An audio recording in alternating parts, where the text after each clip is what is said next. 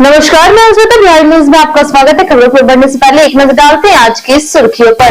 बिहार में स्कूल समय को लेकर के बड़ा बदलाव, शनिवार को फिर से लागू हो सकता है हाफ डे सिस्टम। गर्मी और छात्रों के दबाव को देखते हुए लिया गया अहम फैसला।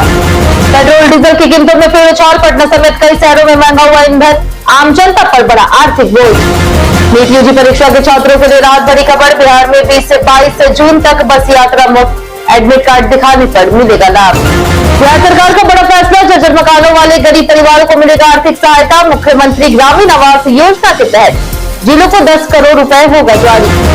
रूटीन चेकअप के लिए सिंगापुर जाएंगे लालू यादव, किडनी ट्रांसप्लांट के बाद कराएंगे नियमित जांच। सीबीआई कोर्ट से मिले विदेश यात्रा की अनुमति। चलिए एक नजर डालते हैं शाम तक की बड़ी खबरों की ओर विस्तार से। बिहार में शनिवार को फिर लागू होगा हाफ डे स्कूल। बिहार में सरकारी स्कूलों के समय और कार्य दिवस को लेकर के चल रहा विवाद अब समाप्त होने की ओर है। बिहार सरकार ने छात्रों और शिक्षकों की मांगों को देखते हुए शनिवार को फिर से हाफ डे यानी कि आधे दिन की पढ़ाई लागू करने की तैयारी कर ली। शिक्षा विभाग के सूत्रों के अनुसार इस प्रस्ताव पर लगभग अंतिम सहमति बन चुकी है और जल्द ही आधिकारिक घोषणा होगी। हाल ही में हुई उच्च स्तरीय समीक्षा बैठक में स्कूल समय छात्रों की उपस्थिति और गर्मी की स्थिति पर चर्चा की गई, जिसमें शनिवार को पूरे दिन पढ़ाई से बढ़ते दबाव को देखते हुए पुरानी व्यवस्था बहाल करने का निर्णय लिया गया। नए समय सारणी के तहत सोमवार से शुक्रवार तक नियमित कक्षाएं चलेगी, जबकि शनिवार को आधे दिन स्कूल होगा। इससे लगभग 5,50,000 शिक्षकों और करोड़ों छात्रों को राहत मिलने की उम्मीद है। नई व्यवस्था गर्मी की छुट्टियों के बाद लागू की जा सकती है। पेट्रोल डीजल महंगा, बिहार में फिर बढ़े ईंधन के दाम। अंतर्राष्ट्रीय बाजार में अमेरिका और ईंधन के बीच तनाव बढ़ने का असर अब भारत में पेट्रोल डीजल की कीमतों पर दिखाई दे रहा। कच्चे तेल की कीमतों में उतार चढ़ाव के कारण तेल कंपनियों ने पेट्रोल में 87 पैसे और डीजल में 91 पैसे प्रति लीटर की बढ़ोतरी की, जो शुक्रवार रात से लागू हो गई। बिहार की राजधानी पटना में पेट्रोल 111.11 रुपए और डीजल 97.14 रुपए प्रति लीटर पहुंच गया। पिछले 10 दिनों में यह तीसरी बढ़ोतरी है। राज्य के अन्य शहरों जैसे कि गया, बेतिया, सीतामढ़ी, भागलपुर और पूर्णिया में भी ईंधन के दाम अलग अलग स्तर पर बढ़े, जबकि बेगूसराय में पेट्रोल सबसे महंगा है। लगातार बढ़ती कीमतों से आम जनता पर आर्थिक बोझ पड़ रहा। परिवहन महंगा होने से फल, सब्जी और अन्य जरूरी वस्तुओं की कीमतों में हुई वृद्धि की आशंका है, जिससे आने वाले दिनों में महंगाई और बढ़ सकती है। नीट छात्रों को मिलेगी मुफ्त बस सुविधा। बिहार सरकार ने नीट परीक्षा में शामिल होने वाले छात्रों के लिए बड़ी राहत की घोषणा की है। मुख्यमंत्री सम्राट चौधरी ने कहा कि 20, 21 और 22 जून को परीक्षार्थी बिहार राज्य पथ परिवहन निगम की सभी सरकारी बसों में मुफ्त यात्रा कर सकेंगे। इसके लिए छात्रों को केवल अपना नीट एडमिट कार्ड दिखाना होगा। यह फैसला पेपर लीक विवाद के बाद दोबारा आयोजित हो रही नीट यूजी परीक्षा के मद्देनजर लिया गया। परीक्षा रद्द होने के बाद छात्रों को यात्रा और आर्थिक खर्च को लेकर के परेशानी का सामना करना पड़ा था। सरकार ने प्रशासन और सामाजिक संगठनों से भी सहयोग की अपील की है, ताकि बस स्टैंड और परीक्षा केंद्रों पर पानी, छाया और अन्य सुविधाएं उपलब्ध कराई जा सके। साथ ही सुरक्षा और ट्रैफिक व्यवस्था के विशेष इंतजाम किए जा रहे हैं। यह पहल छात्रों को आर्थिक और मानसिक राहत देने के उद्देश्य से की गई है। बिहार पुलिस ने जाति आधारित एनकाउंटर आरोपों को किया खारिज। बिहार पुलिस ने जाति देख करके एनकाउंटर करने के आरोपों को सिरे से खारिज कर दिया। एडीजी सुधांशु कुमार ने कहा कि पुलिस की कार्रवाई केवल आत्मरक्षा में होती है और जवाबी फायरिंग के दौरान जाति नहीं देखी जाती। उन्होंने स्पष्ट किया कि पुलिस और अपराधियों की कोई जाति नहीं होती। यह बयान नेता प्रतिपक्ष तेजस्वी यादव के आरोपों के बाद आया। एडीजी ने बताया कि राज्य में अपराधियों पर सख्ती बढ़ने के साथ पुलिस कर्मियों पर हमले भी बढ़े, जिसके चलते कार्रवाई जरूरी है। उन्होंने बताया कि इस साल अब तक 33,000 से अधिक गंभीर अपराधियों को गिरफ्तार किया गया। साथ ही 1,433 अपराधियों की अवैध संपत्ति की पहचान की गई, जिनमें से कई मामलों में कुर्की और जब्ती की प्रक्रिया जारी है। अदालतों में तेजी से सुनवाई कर हजारों मामलों में सजा भी दी गई है। पुलिस का दावा है कि यह अभियान अपराध पर बड़ी सख्ती का सबूत है। बकरीद 2026 पर गांधी मैदान में करे सुरक्षा इंतजाम। बकरीद पर्व इस वर्ष 28 मई को संभावित है, जिससे लेकर के प्रशासन ने सुरक्षा और विधि व्यवस्था की तैयारियां तेज कर दी। पीएम प्रयागराज एसएम और एसएसपी कार्तिकेय के शर्मा ने बैठक कर अधिकारियों को संवेदनशील और अति संवेदनशील क्षेत्रों में विशेष सतर्कता बरतने के निर्देश दिए। सोशल मीडिया पर कड़ी निगरानी रखने और अफवाह फैलाने वालों पर तुरंत ही कार्रवाई करने के निर्देश दिए। शांति व्यवस्था बनाए रखने के लिए बंद पत्र, नियमित पेट्रोलिंग और शांति समिति की बैठकें आयोजित करने के निर्देश दिए गए। गांधी मैदान में बड़ी संख्या में नमाज को देखते हुए अस्थायी थाना, सीसीटीवी निगरानी, पेयजल, प्रकाश, पार्किंग की व्यवस्था की जाएगी। नगर निगम, पीएचईडी, स्वास्थ्य विभाग और ट्रैफिक पुलिस को भी विशेष जिम्मेदारियां दी गई।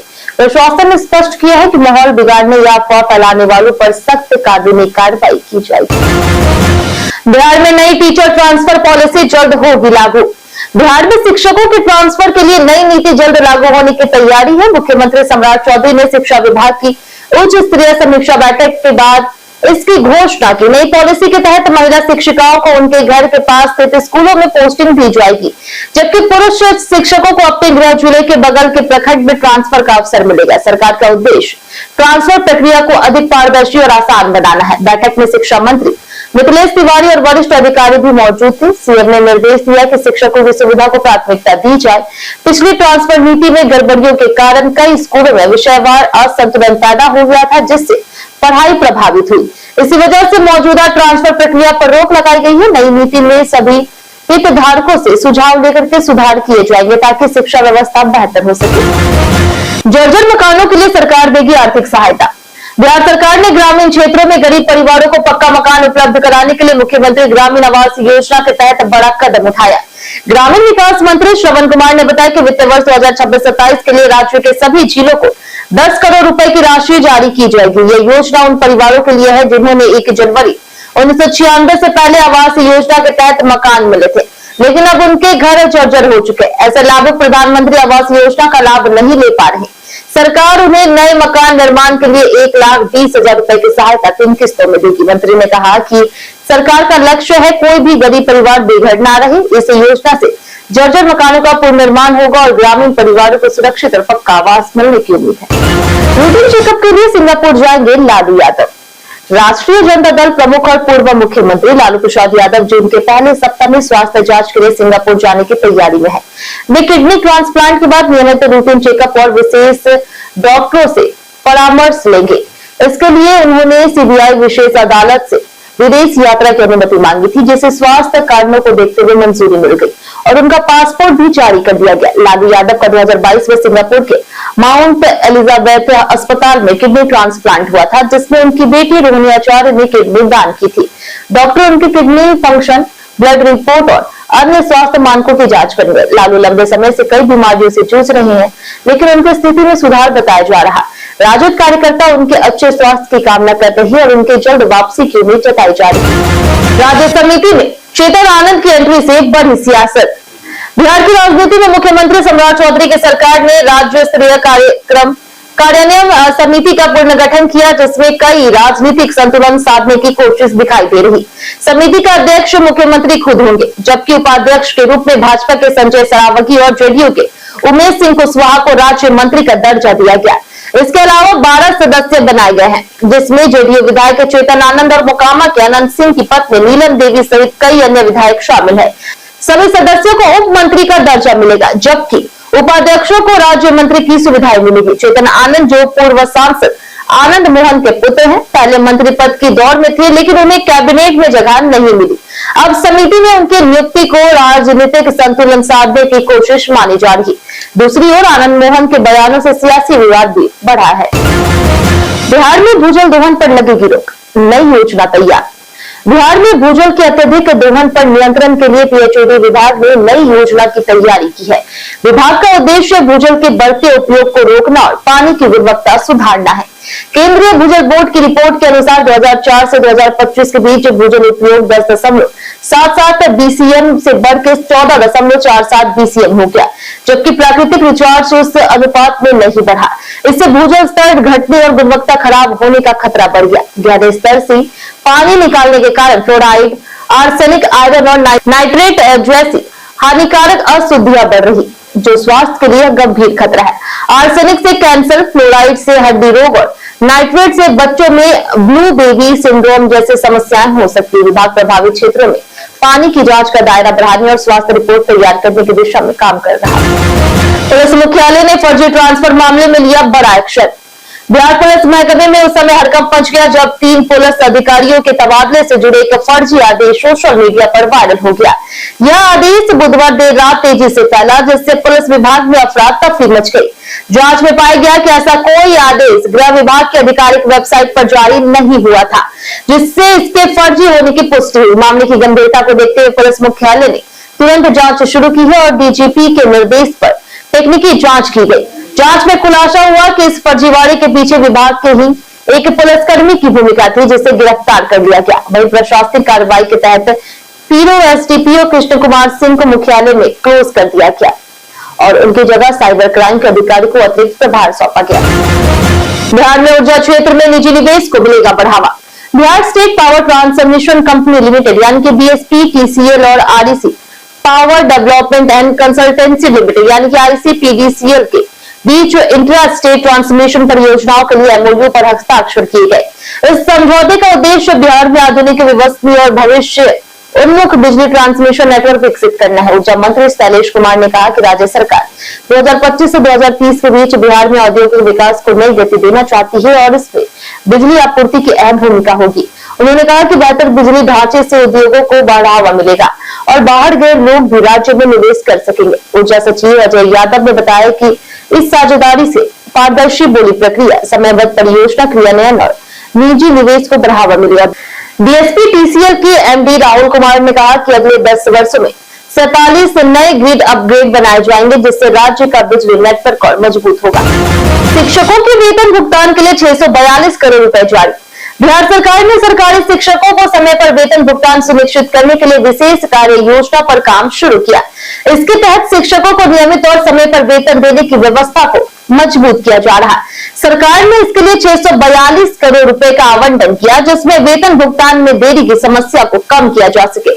फिलहाल कई बार शिक्षकों को वेतन मिलने में कुछ दिनों की देरी हो रही, जिससे दूर करने का प्रयास किया जा रहा है। इससे पहले भी समग्र शिक्षा अभियान के तहत कार्यरत शिक्षकों में वेतन के लिए 1050 करोड़ रुपए जारी किए गए थे, जिससे अप्रैल और मई का वेतन दिया गया। यह राशि पंचायती राज, नगर निकाय और उत्क्रमित मध्य विद्यालयों में कार्यरत शिक्षकों सहित प्रधानाध्यापकों के वेतन भुगतान में उपयोग की गई। सरकार का उद्देश्य सभी शिक्षकों को समय पर वेतन उपलब्ध कराना और भुगतान प्रणाली को अधिक पारदर्शी और सुचारू बनाना है। पेट्रोल डीजल कीमतों पर तेजस्वी ने सरकार को घेरा। तेजस्वी यादव ने सोशल मीडिया पोस्ट के जरिए केंद्र सरकार और भाजपा पर तीखा राजनीतिक हमला बोला। उन्होंने पेट्रोल, डीजल और सीएनजी की बढ़ती कीमतों को मुद्दा बनाते हुए कहा कि पिछले 10 दिनों में ईंधन के दाम करीब 5 रुपए प्रति लीटर तक बढ़ गए, जिससे आम जनता पर सीधा आर्थिक बोझ पड़ रहा।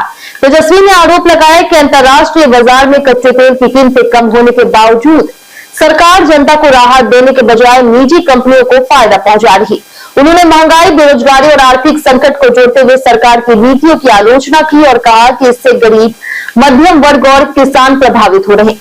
साथ ही उन्होंने आरोप लगाया कि सरकार असली मुद्दों से ध्यान भटकाने के लिए धार्मिक और भावनात्मक मुद्दों को उछाल रही। उन्होंने भाजपा की राजनीति पर भी कटाक्ष किया।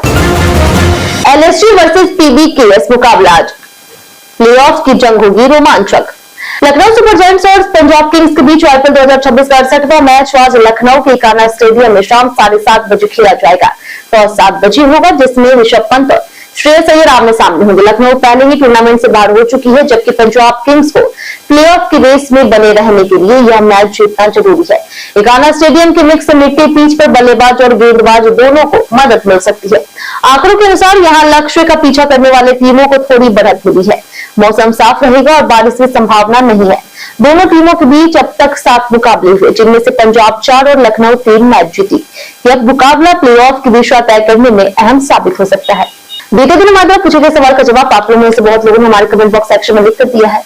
जिन्होंने हमारे द्वारा पूछे गए सवाल का जवाब दिया उनके नाम है गीता देवी, ललन यादव, लक्ष्मी मेहता, संजीव कुमार, राजकिशोर महतो, विनोद शाह, मिंटू सोनी, अनवर करीम खान, रणदीप मिश्रा, जितेंद्र ठाकुर, पारस कुमार, रवि मोहन वर्मा, राजकिशोर महतो, राकेश कुमार, नौशाद रजा, अर्जुन राम, राजेंद्र, ताती, कामेश्वर सिंह, नगेंद्र कुमार और दीपक कुमार। इसी के साथ बढ़ते आज के सवाल की। आज का सवाल है, स्वास्थ्य सेवाओं की स्थिति को लेकर के बिहार के जनता कितने संतुष्ट है? आप अपना जवाब हमें हमारे कमेंट सेक्शन में लिखकर बताएं। आज के लिए इतना। बिहार के तमाम खबरों के साथ बने रहने के लिए देखते रहिए बिहारी न्यूज और साथ ही यूट्यूब चैनल पर देखिए, चैनल को सब्सक्राइब कर दे और अगर आप फेसबुक पेज पर देख रहे हैं तो लाइक और फॉलो जरूर करें।